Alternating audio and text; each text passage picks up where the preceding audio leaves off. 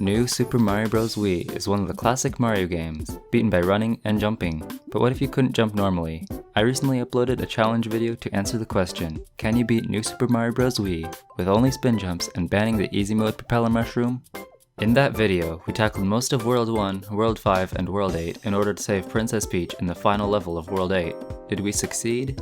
You should probably go back and watch part 1 if you haven't already. When doing my research for that video, I mistakenly assumed 5 Tower was impossible and went through an alternate route, completing World 1 normally, going through World 2 and part of World 3 in order to take the cannon from World 3 to World 6. As it turned out, this wasn't necessary. But I already tested it and proved it possible, so I'm gonna make a video on it anyway. Here is New Super Mario Bros. Wii spin jump only alternate route. If you enjoy this and want a part 3, I would be happy to attempt the rest of the levels we skipped for this challenge. Now for the obligatory Steve and Nika reference, the rules are simple. For this challenge, using the jump button will be banned for all purposes relating to jumping.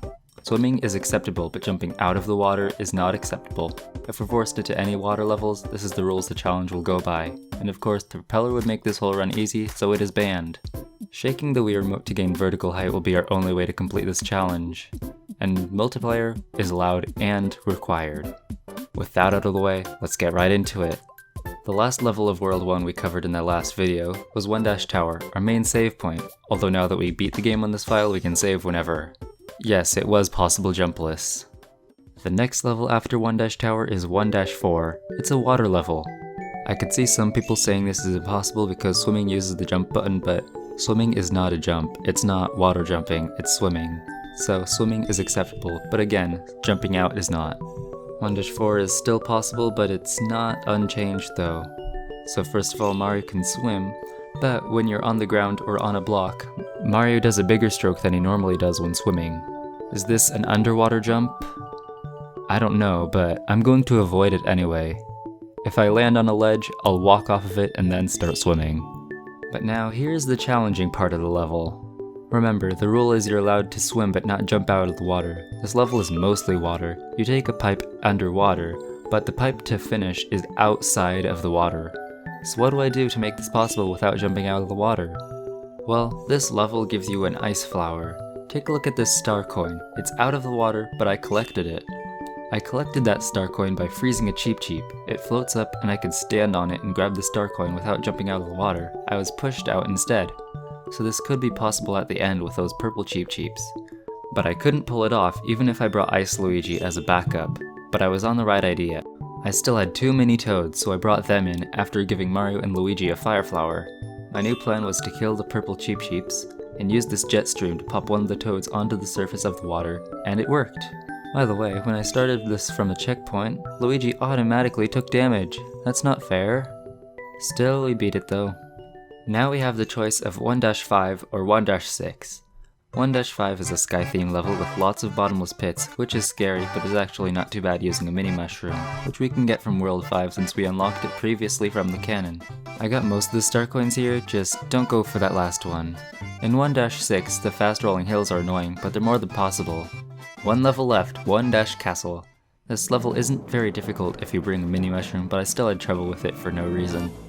One thing to note, you can't defeat the boss while in mini form, you bounce right off.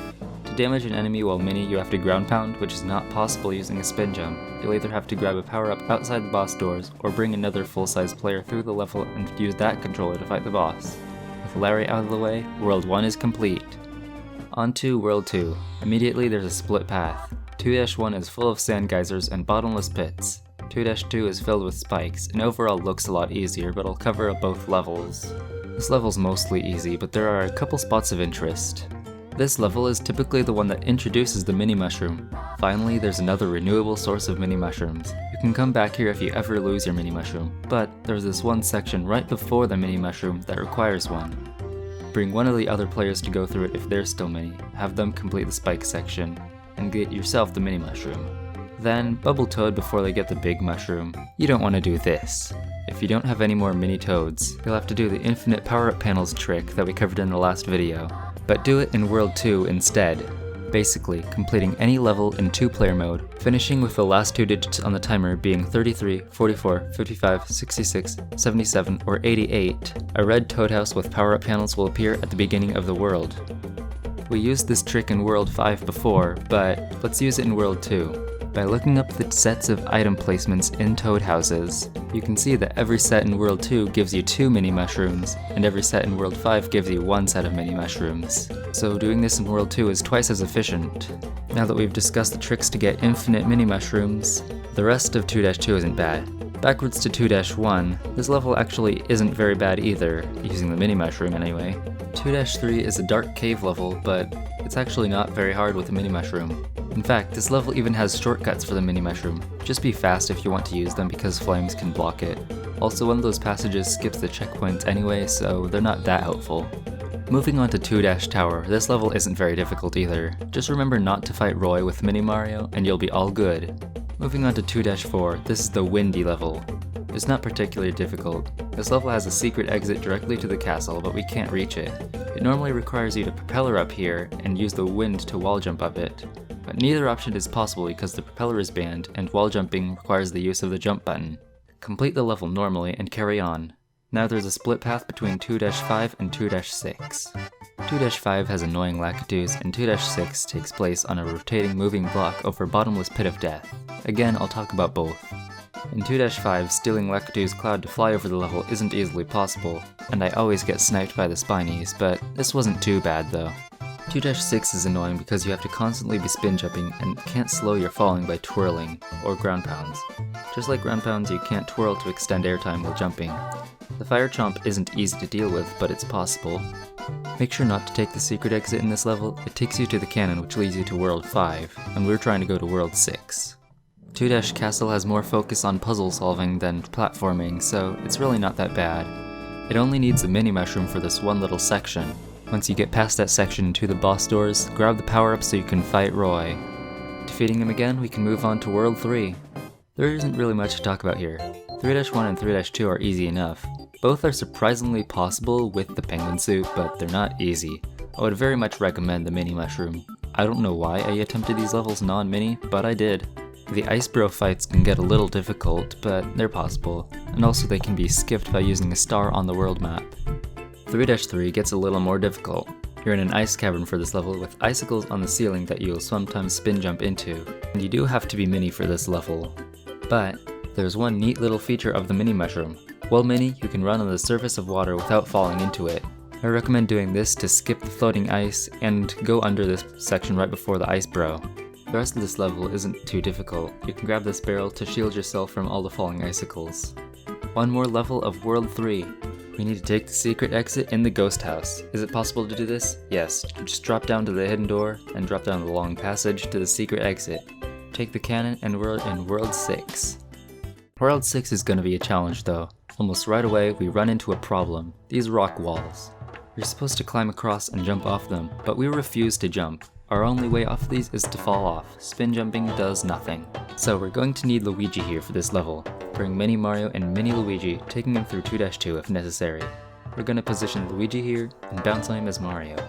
Or the other way around, that works too. You can land precisely next to that spike, and then spin jump, and there's a secret hidden block here with a 1-up. Stand on this and walk off with good timing to ground pound onto that spike to kill him. Bubble the other row over here, and repeat. Now this section's a little bit more open, and you can leave Luigi in his bubble. Now climb the rock wall with good timing to avoid the Paracupa, and walk off this edge on the platform to reach the next, where there's this little gap to cross. And you can't jump, so we need Luigi again. Pop him out of his bubble so he can reach it. Time this section with the spikes carefully, and this is only the halfway mark. It gets a lot easier from here though. You can thank Luigi and put him in his bubble. This is a bullet bill section, so it doesn't take too much effort. It's followed by some more rock wall climbing, but no more rock wall jumping is required. Make it to the end of the level and we're onto our next split path. 6-3 uses a lot of jumping in and out of water as you control the rising and falling of the water level, so I'll choose 6-2. 6-2 has no difficult spots at all minus the Spinies. After 6-2 is 6-4, which is a Yoshi level where we can't use him due to not having a spin jump ability. Without leaving the ground, Yoshi's really only good for eating this one enemy. With a mini mushroom though, this level isn't hard. The moles are a bit annoying though. 6-Tower however gets a little tricky. It's another vertical level where you have to move fast because of spike skewers that extend to cover the level. This time though, the sides are always safe, making it much easier than 5-Tower. A second player will be very helpful here. Moving fast, you can make it all the way to the end. There's something interesting about the end though, just before the boss. You probably played this level with Mini Mario and Mini Luigi. You'll need to grab power-ups at the end just before the boss in order to damage him. In this castle, the boss door is on the opposite side of the screen from the power-ups, with a skewer running through the middle. Don't grab power-ups with both bros because it'll be difficult to get to the boss door if neither bro is Mini. Best thing to do is position one player in front of the door and grab a power-up with the other. Then you can fight Morton with a powered-up player. There's still more to World 6. 6-5 has rising and falling water with a nasty porky buffer. You think this might be a problem since we aren't allowed to jump out of the water, but entering the water is never actually required. You can run across with Mini Mario, and the water level always lowers when it needs to. There are those annoying rock walls, but they're all avoidable. Take the normal exit to 6-6, while we'll take the secret exit to the cannon. 6-6 is a dark level on a raft above water, but using the mini mushroom, you can simply run ahead of the raft, dodge the fire rows, enter the pipe, and run right to the secret end. We enter the cannon, and finally, we're out of World 6. Here's the part where I talk about World 8, but that's already been done in my last video, so I won't waste time by talking about it again. Spoiler alert, World 8 is possible. So we've just beaten New Super Mario Bros. Wii without ever using that dumb jump button for any jump related purposes. Yes, New Super Mario Bros. Wii is possible by only spin jumping without the propeller, and with 2 different possible paths. Thanks to Waluigi Goes Wah, Pillbox, Mero, Nick BBQ, Nathaniel Bounty, and Steve Gaming for inspiring this challenge. I hope you enjoyed this video. I may make extra videos attempting the rest of the skipped levels, including half of World 3, World 4, half of World 5, half of World 6, World 7, and the rest of World 8. And maybe even World 9. If you want to see me attempt the rest of the levels that were skipped, give this video a like, and while you're at it, subscribe and hit the bell. If you're already here, you might as well. If I make a part 3, you would be the first person to see it. Thanks for watching, peace.